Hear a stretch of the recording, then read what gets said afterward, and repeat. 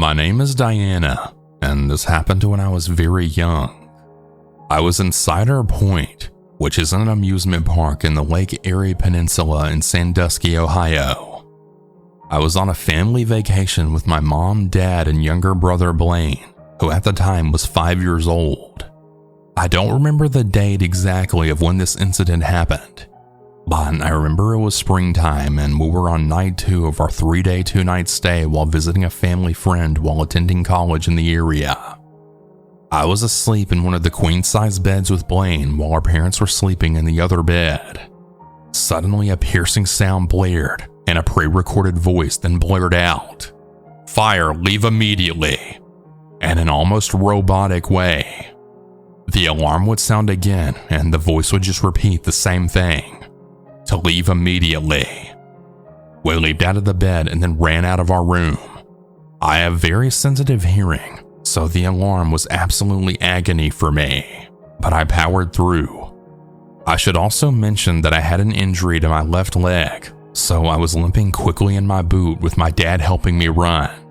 As we neared the elevators and the door that lead downstairs to the exit, I had saw a woman in her late 20s, early 30s panicking while trying to call the elevator. I stopped, tapping her back, and then said loudly over the blaring alarm, Ma'am, you can't use the elevator in a fire or you'll get trapped. Go to the stairs, hurry." She looked at me and then back at the elevator's closed doors, as if shocked by her own mistake that could have easily been fatal.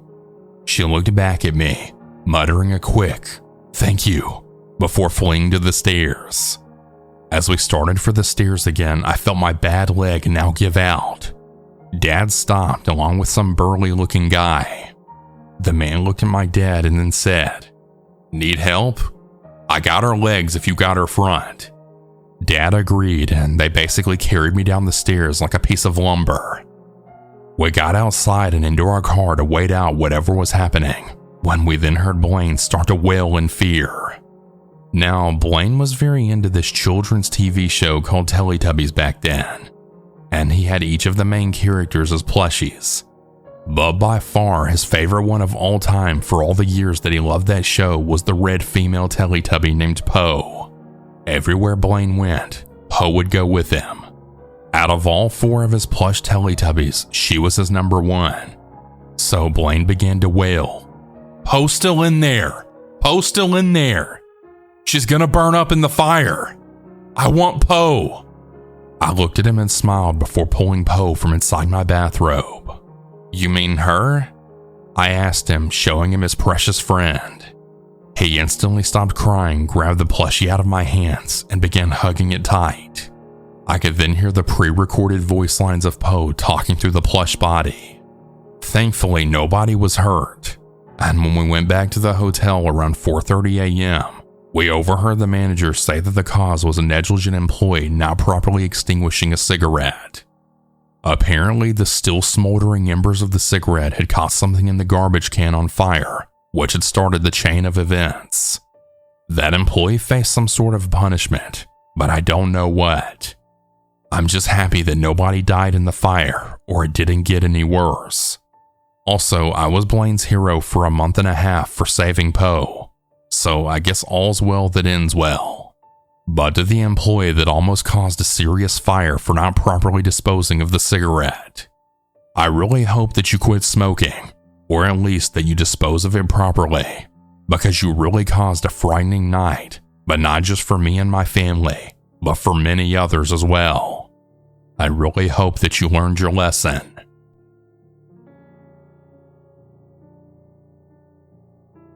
As a preface, I would like to say this happened when I was a 13 to 14-year-old girl.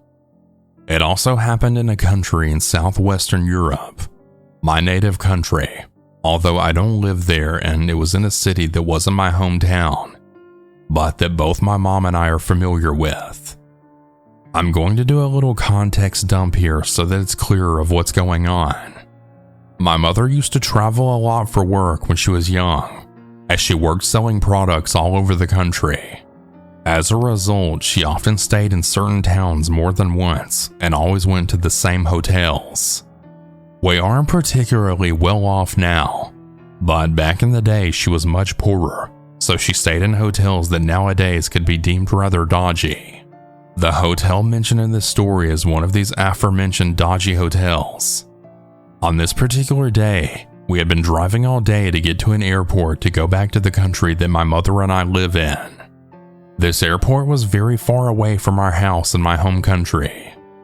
The reason we chose to travel so far was because the expenses ended up being cheaper than if we traveled from the airport near our house. We drove all day, and my mom decided that we should stop in a town located several kilometers from a famous tourist spot, a town that she had often stayed in when she traveled for work. It was actually also quite a popular spot with the locals and the tourists who wandered astray. We went to the hotel she always used to stay in, and when we went to our room, we saw there was a large window on the wall adjacent to the beds, with a balcony that connected every room on that side of the building on that floor. On the balcony between the rooms, there was a removable separation made of sticks for privacy purposes. I don't know what they're called. As we got ready for bed, we could hear a man's voice and see the smoke of a cigarette as he spoke on the phone. From what I could hear, he was sitting on the balcony next to ours. Now, bear in mind, this was Southern European summer, so at night the temperatures were really warm, and since this hotel was very old, there was no air conditioning. So we kept the balcony door open just a smidge with the curtains drawn wide to let the air come in for ventilation. The heat also meant that under the covers, both me and my mom were naked. I was 13 at the time, so she must have been around 62. I'd fallen asleep, and at approximately 4 a.m., I was woken up by my mom whispering for me to wake up. I move around a lot in my sleep, so when I woke up, I was no longer under the sheets, and I had my back facing the window. In my sleepy fog, I couldn't tell what she was saying, but she kept speaking so I could tell she was saying more than just wake up. As I slowly started coming to, I had heard, "There's a man looking through the window." This jolted me awake, but I was still quite skeptical, as there have been instances of my mom not seeing things very properly. But as I looked to the window myself, I did indeed see the silhouette of the upper body of a man against the early morning summer light peeking above the stick fence, slowly moving closer to the window. He must have been standing on the balcony chair because the fence was almost 2 meters tall. At that point, I remember that we stopped looking at the window, got dressed, got everything together, and left. Since our flight was early morning, it wasn't too much of a fuss to leave that early. We were shaken up for sure, but it now scares me a lot more as an 18-year-old to think of the fact that a grown man was looking into a room with 2 women, one a young girl and the other one quite old, and with an added bonus that we were both asleep and naked. I can already see people coming for my mom and blaming her for leaving the window and curtains open, but you have to understand a few things. She had stayed at this establishment alone so many times from her mid-30s until now, so she felt comfortable and safe. Plus, the stick fence thing had a way of lulling you into a sense of privacy. There was also no air conditioning, and the small stuffy room must have reached 30 degrees Celsius or more. If there are indeed any comments saying stuff along the lines of, "You knew there was a male stranger in the room next to you, and yet you still let you and your child sleep exposed," well then I hope you can understand how sad it is that the expectation is that women should be wary of hearing a male voice and feel unsafe, rather than do what my mom and I did, which was pay it no mind since we didn't see how it would affect us in any way. To us, it was just one of the guests who was coincidentally sleeping in the room next to ours. And that's what it should have been. Never did we expect him to be a creep or that we would feel unsafe in a place that we were so familiar with. Perhaps we really were just naive or distracted. Who knows? We ended up not complaining, as there was no one at the desk. They didn't even have a review section online, and we were quite scared and thought no one would believe us. I guess the moral of the story is that no matter where you are, there can always be a creep around the corner, even if it's in a safe, beautiful, familiar town. Stay safe, everyone.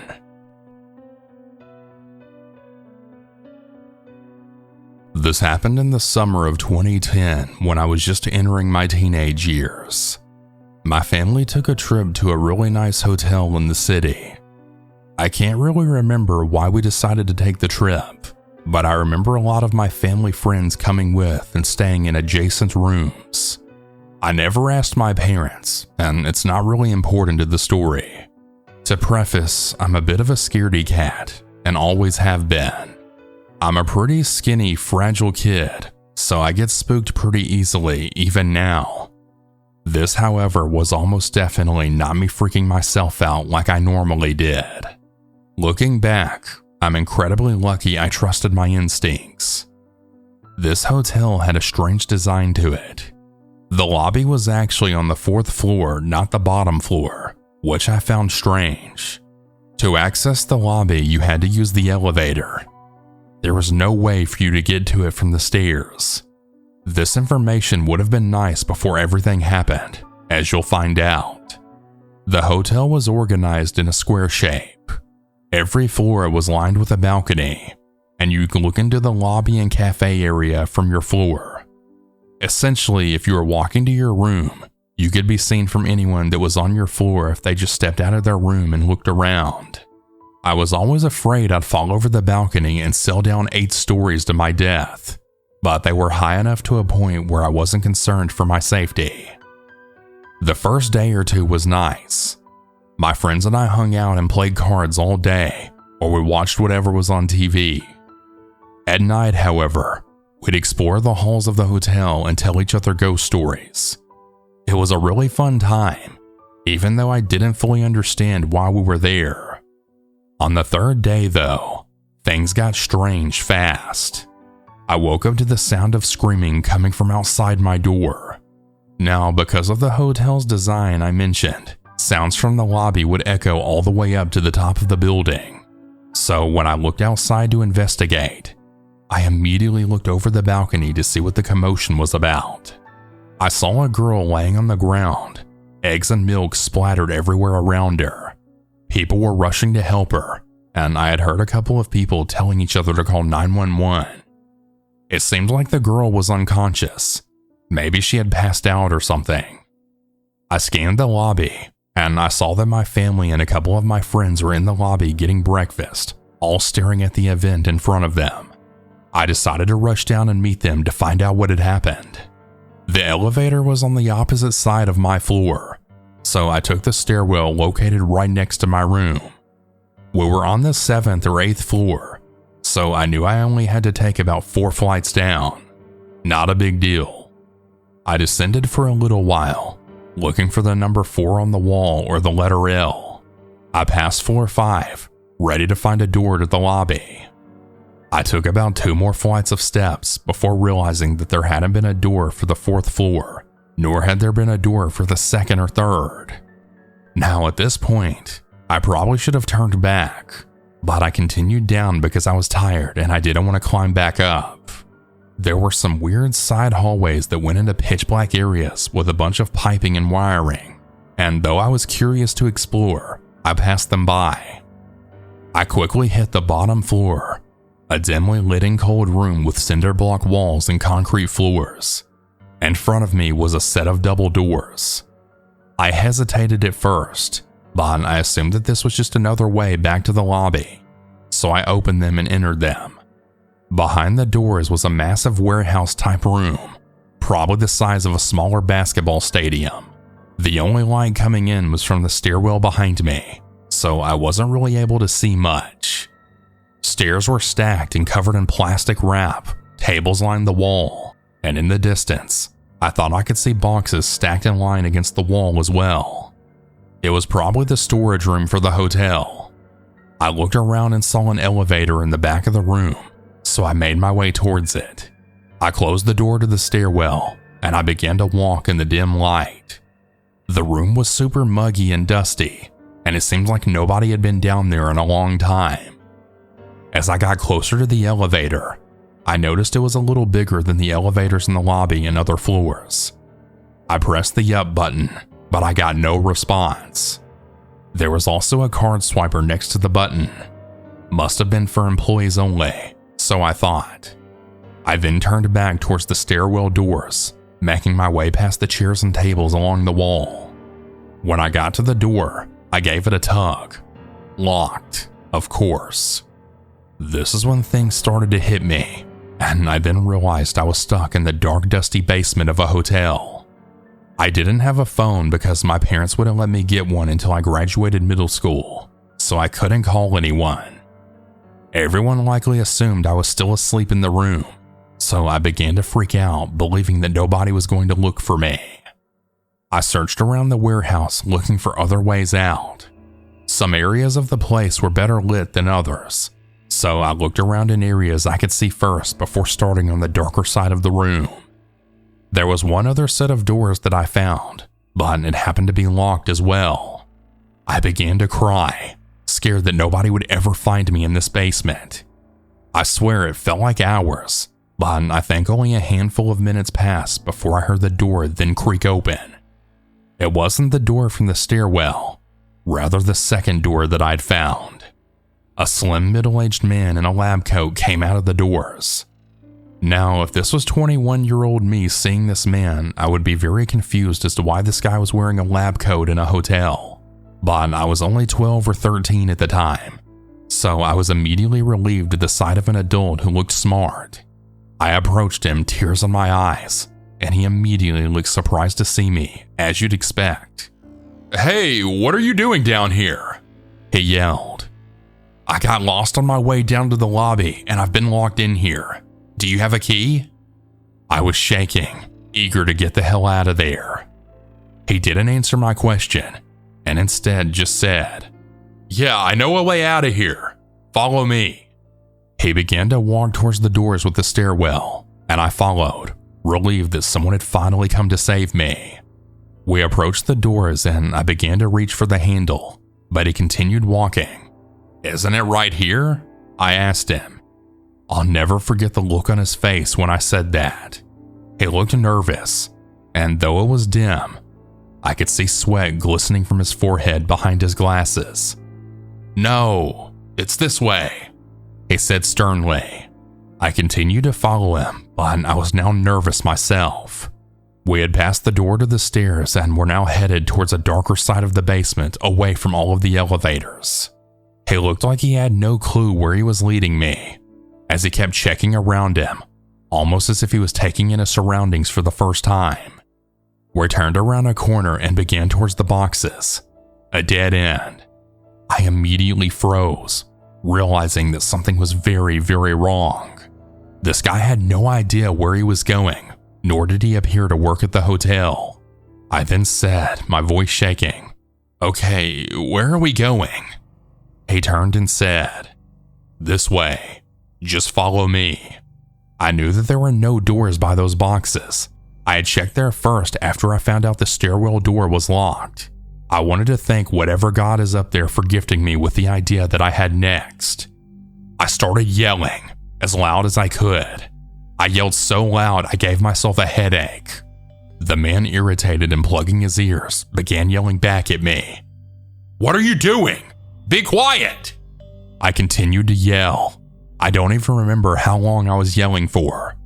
Finally, the man snapped and began quickly walking towards me. I went in a full sprint towards the stairwell doors, hoping to God they'd somehow be magically open. He didn't run after me. He walked sternly behind me, muttering things like, "Stupid fucker," and other kind compliments. I was about 5 feet from the door when somebody burst through. My savior, a hotel janitor who had heard the screaming from the stairwell. He saw the situation, me and some random guy in a lab coat in a locked basement, and immediately told me to get behind him.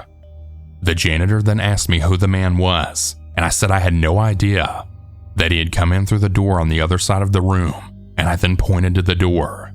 The janitor then quickly radioed into the desk that he had found a child in the basement, and then quietly, so that I wouldn't hear, then said, "This man came from outside. Get security," or something like that. The man in the lab coat started trying to argue with the janitor, claiming that he simply was looking for a bathroom.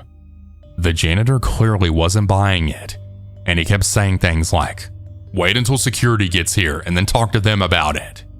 I was standing beside him the whole time, just trying to take in what was happening, confused out of my mind.